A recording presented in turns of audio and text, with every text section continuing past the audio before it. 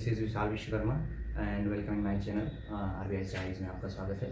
और हम लोग बात करेंगे 40 days smart strategies to crack RBI assistant exam 2021 का में जो नोटिफिकेशन आया है।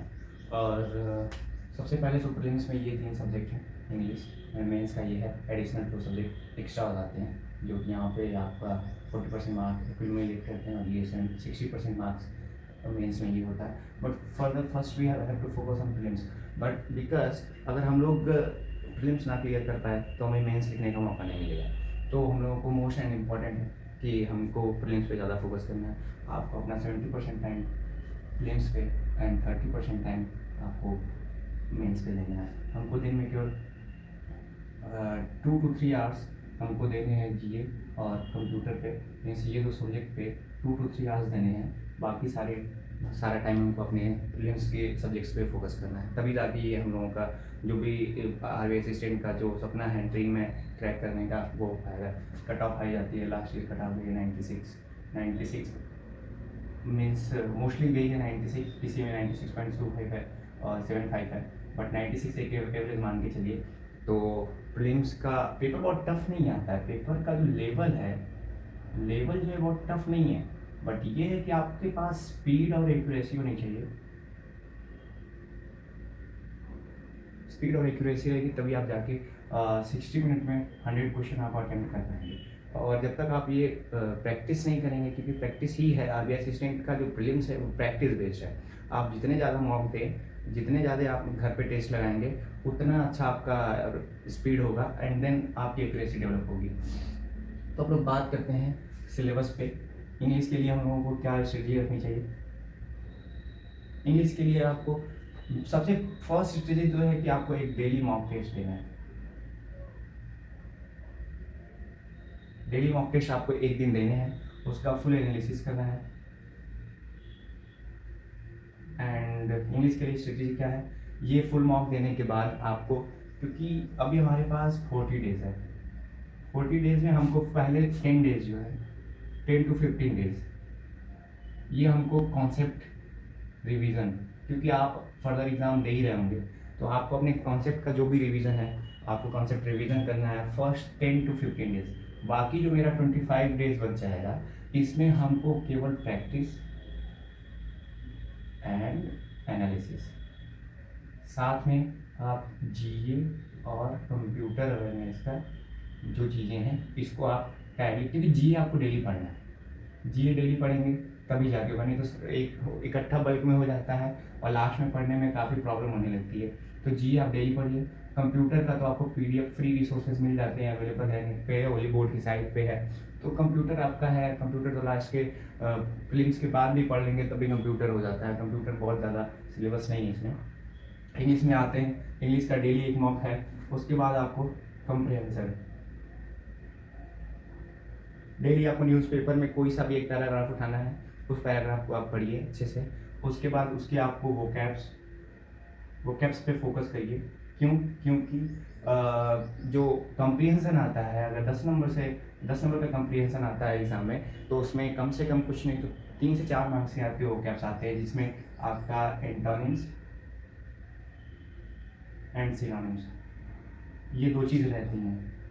तो ये आपका हो जाएगा, या फिर आपका हो जाएगा इसमें तो। और आगे असिस्टेंट में आते हैं जैसे इडियम एंड फ्रेजल भी पूछ देते हैं। तो ये है आपको डेली मॉक के साथ एक एडिशनल कम्प्रीहेंशन, किसी भी न्यूज़पेपर से कोई सा भी टॉपिक उठा के उसको सॉल्व करिए, मीन्स पढ़िए। और बाकी अगर आपको कई जगह अदर जगह किसी भी, अगर आपके पास कोई इंग्लिश की बुक है तो आप उससे एक कम्प्रीहेंशन सॉल्व करिए। और फ्रेज रिप्लेसमेंट और एरर, सेंटेंस अरेंजमेंट, आप जैसे आप अगर आपकी रीडिंग हैबिट डेवलप हो जाएगी तो आप सेंटेंस अरेंजमेंट पे आपका वो हो जाएगा। तो ये फोकस एरिया है, इस पे प्रैक्टिस करना है आपको। इसको फर्स्ट एंड मोस्ट इम्पॉर्टेंट है ग्रामर, क्योंकि ग्रामर ही एक ऐसा है, क्योंकि इसमें जो आरबीआई सेशन का इंग्लिश का पेपर होता है बहुत ज़्यादा टफ नहीं होता है। तो आप ग्रामर पे फोकस करिए, ग्रामर रिवाइज करिए, आपका ये जाके हो जाएगा। इंग्लिश का क्या है कि 30 क्वेश्चन आते हैं, आप कितना ही मेहनत कर ले आपको मैथ और रीजनिंग जैसा कॉन्फिडेंस यहाँ डेवलप नहीं कर पाएंगे अगर आप 30 क्वेश्चन करेंगे। तो तब भी मन में डर रहता है कि मेरे कितने गलत हो जाएंगे, 3-4 गलत हो जाएंगे। लास्ट टाइम मैंने 30 क्वेश्चन अटेम्प्ट किया था, मेरे 27 सही थे और 3 क्वेश्चन गलत था, मेरा टोटल 26.25 मार्क्स है। अब आते हैं मैथ पे।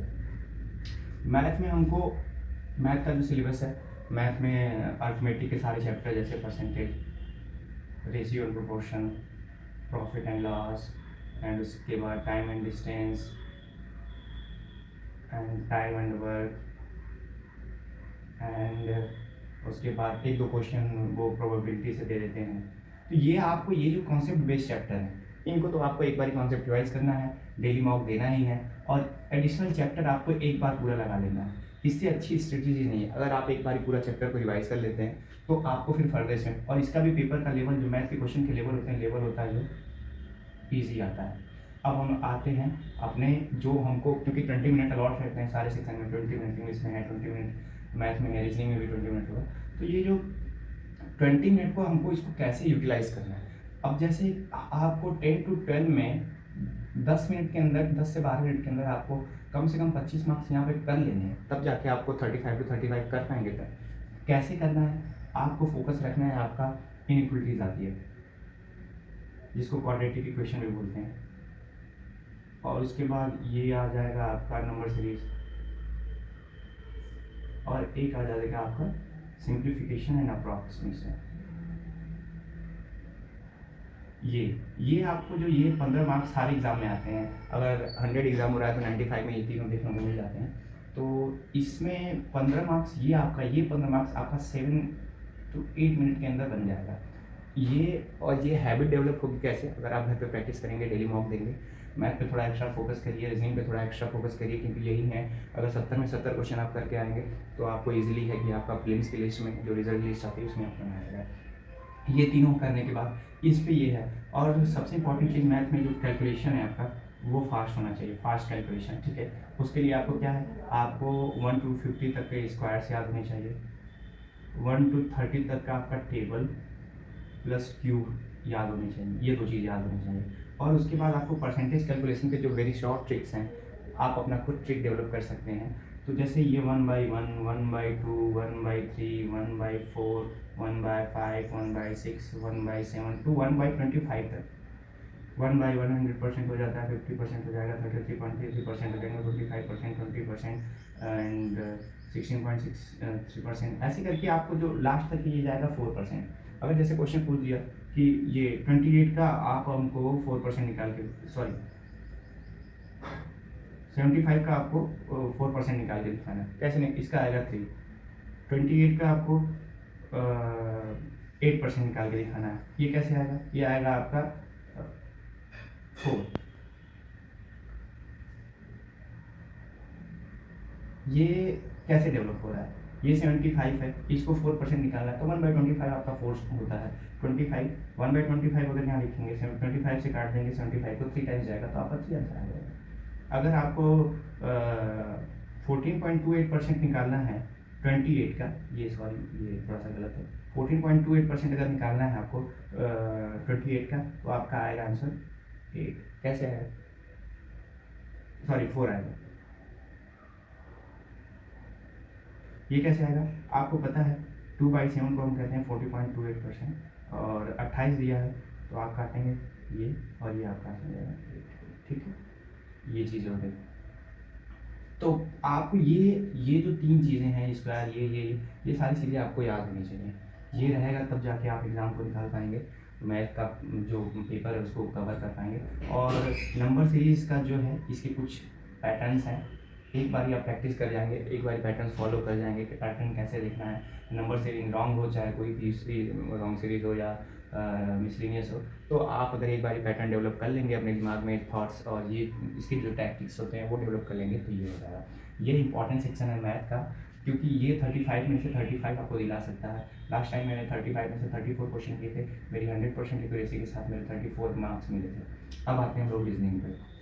रीजनिंग में जैसे कुछ टॉपिक्स हैं, जैसे हो गया ब्लड रिलेशन,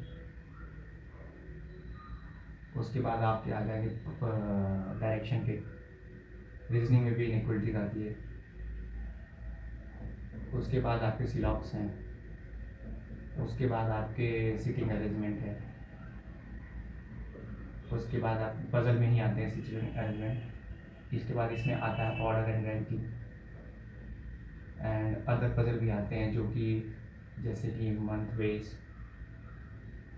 डे बेस, ये सारे जो आते हैं। तो आपको ये सारा करना है। उसके बाद आपका एक आएगा कोडिंग रिकॉर्डिंग, और भी है टॉपिक्स रीजनिंग में।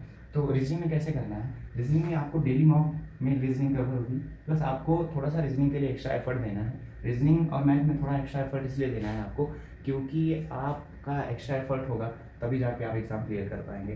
तो अच्छा, रीजनिंग में भी आपको 10 से 12 मिनट के अंदर आपको अपने 25 नंबर वो चुराना है नंबर। कैसे चुराना है, जो फोकस एरिया है वो रहेगा आपका इनइक्वलिटीज, दूसरा जो एरिया है वो आपका स्लॉक्स, और तीसरा एरिया जो आपका है डायरेक्शन, और एक चीज़ ये हो गया, और उसके बाद है कोडिंग रिकॉर्डिंग। तो ये आपके क्वेश्चन जो ऐसे हैं ना कि अगर आपने एक बार प्रैक्टिस अच्छे से कर ली है, चाहे कोई सा एग्जाम हो, ये तुरंत आपके लग जाते हैं। तो इस पर आप पहले फोकस करेंगे, इसमें आप महारत हासिल कर लीजिए। दो सेक्शन है रीजनिंग के, ये इस पर महारत हासिल करना है, मैथ का ये इस पे महारत हासिल करना है, क्योंकि ये आपको विद इन 6 to 7 या 7 to 8 मिनट में आपको 15 नंबर दिलाएंगे, और सेम हियर 7 to 8 मिनट्स में आपको 15 मिनट मिल जाएगा, और सॉरी 15 मार्क्स मिल जाते हैं। फिर आपके पास, और ये कॉन्फिडेंस भी डेवलप करते हैं कि चलो मैंने 15 क्वेश्चन अटेम्प्ट कर लिए, ये मेरे सही के सही हैं, तो ये हमको फिर अच्छा मीन्स ये रहता है, माइंड थोड़ा सा अच्छा वर्क करता है कि नहीं, अब बाकी जो बचे टाइम में हमको क्वेश्चन करना है। फिर उसके बाद आपका जो फोकस होना चाहिए वो पजल सॉल्व करने पे होना चाहिए। मैक्सिमम पजल सॉल्व करिए आप, डे बेस वाली, ऑर्डर एंड रैंकिंग, या जो जितने सारे पजल्स हैं पजल सॉल्व करिए, और कोशिश करिए आप जो भी मॉक टेस्ट दे रहे हैं, मॉक टेस्ट पहले तो स्टार्टिंग में आपको पहले ये देखना है कि हमको 100 क्वेश्चन का मेरा मॉक टेस्ट रहता है, 60 मिनट्स में हमको करने हैं। तो हम पहले ये कोशिश हो कि हम 100 क्वेश्चन कर लें। स्टार्टिंग के जो 10 डेज हैं, आप एग्जाम टेस्ट दे रहे हैं घर पे, पहले आप कवर करना सीखें, स्पीड अपनी बढ़ाइए, एंड देन उसके बाद आप फोकस करेंगे आप अपने एक्यूरेसी पे, तब जाके ये एग्ज़ाम क्लियर हो पाएगा। स्पीड और एक्यूरेसी दो ही चीज़ें हैं, क्योंकि इस एग्ज़ाम को में आप अगर आप असिस्टेंट मेंस में बैठना चाहते हैं तो स्पीड और एक्यूरेसी दो ही चीज़ें हैं, जाके दे पाएंगे। और एडिशनल आपको जो आप अपना GA एंड दूसरा कंप्यूटर अवेयरनेस, तो ये GA और कंप्यूटर पे आपको थोड़ा फोकस देना पड़ेगा। फोकस आपका, मैंने बोला ना, जैसे कि आप अपना टाइम जो है 70 to 30 ऐसे करके वो करें। 3 घंटे बहुत सफिशियंट है, मोर देन सफिशियंट है। GA का बस आपको डेली पढ़ना पड़ेगा, तभी जाके ये मोर देन सफिशियंट के केस में आएगा। RBI असिस्टेंट का जो पेपर होता है,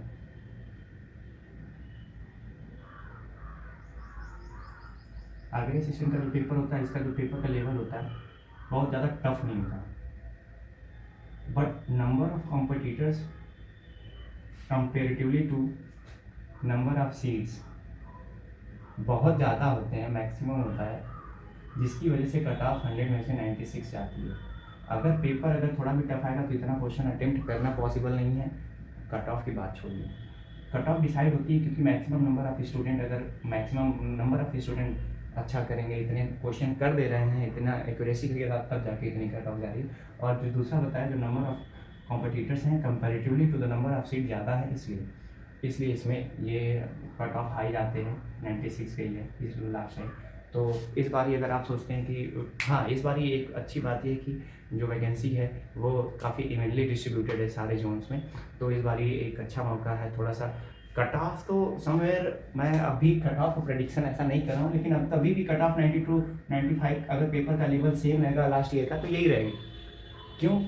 क्योंकि थोड़ी सीटें तो इवनली डिस्ट्रीब्यूटेड हैं। मुंबई में थोड़ी सीटें कम हैं, बट अदर स्टेट्स में, लखनऊ में जैसे कि मैंने अपने वीडियोस में डाला है कि लखनऊ में सीटें डबल से भी 5-10 सीटें ज़्यादा हैं।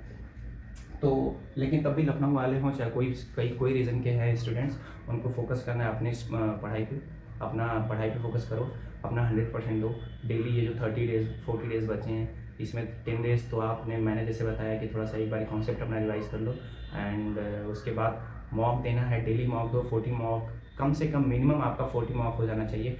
मैंने आगे असिस्टेंट का रहा था, मैं वर्किंग होते हुए भी मैंने फिर लास्ट डेज में केवल 10 डेज़ मैंने मॉक दिए थे, तो इसलिए मैं आपको सजेस्ट कर रहा हूँ कि मॉक देंगे तभी जाके आप क्लियर कर पाएंगे। Okay, hope all the best for you guys, और जम के प्रैक्टिस करिए और आप ये आरबीआई असिस्टेंट का एग्ज़ाम मैं भी चाहता हूँ कि आप लोग क्लियर करें और अपने सपने को पूरा करें, क्योंकि आरबीआई ड्रीम जॉब होती है। अदर बैंक के कंपैरिजन में इसका रेपुटेशन बहुत हाई है, पीसफुल जॉब है। तो प्रिपेयर करिए, वेल प्रिपेयर करिए, इससे बेहतर स्ट्रेटजी नहीं हो सकती है कि प्रैक्टिस को एकदम आप हाई रखिए एकदम, क्योंकि नेक टू नेक फाइट होने वाले हैं यहाँ पे। प्रैक्टिस हाई रखेंगे तो ही जाके हो पाएगा। Thank you.